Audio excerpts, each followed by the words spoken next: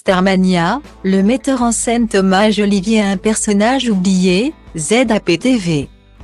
Starmania fait partie des incontournables du répertoire français. Difficile de ne pas pousser la chansonnette en entendant le blues du businessman.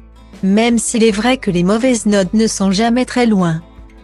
Starmania, c'est l'histoire d'une ville et de ses habitants, Monopolis, capitale de l'Occident. Unifiée en un seul État. Une œuvre futuriste, voire prophétique par les thématiques abordées, l'homosexualité, l'écologie, l'éco-anxiété, la guerre, le terrorisme. Des chansons très actuelles, donc. Starmania, c'est aussi l'œuvre qui unit deux talents et deux amants, France Gall et Michel Berger. Et dire que France Gall a bien failli ne jamais y participer. D'ailleurs en 2019. La comédie musicale renaissait de ses cendres grâce à leur fils Raphaël.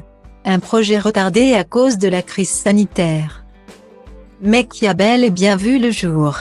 C'est la première mise en scène depuis l'an 2000. Il faut l'inscrire dans ce nouveau millénaire, dans le futur, expliquait à l'époque Thomas Jolivet aux Parisiens.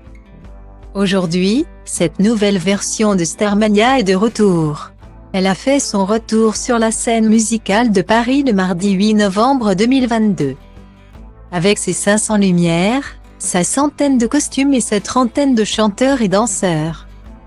Le spectacle s'y joue jusqu'à fin janvier 2023, et partira ensuite en tournée.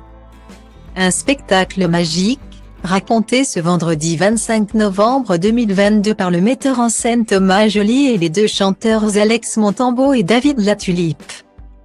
Thomas Jolivet a même révélé l'une des nouveautés de ce spectacle, le retour inattendu d'un personnage de Starmania, celui du gourou marabout. Il a disparu après la version de 79. Dans celle de 89 et 93 il n'était plus là. Pourtant il chante une grande chanson de Michel Berger, Paranoia, sur les théories du complot. Explique-t-il. Et d'ajouter, j'avais très envie de le remettre dans le livret. Mais de toute façon, mon idée générale, c'était que les chansons étaient célèbres et très connues. Sauf qu'on ne savait pas forcément dans quel écrin narratif elles se situaient. Alors, envie d'aller voir cette version 2.0 de la comédie musicale,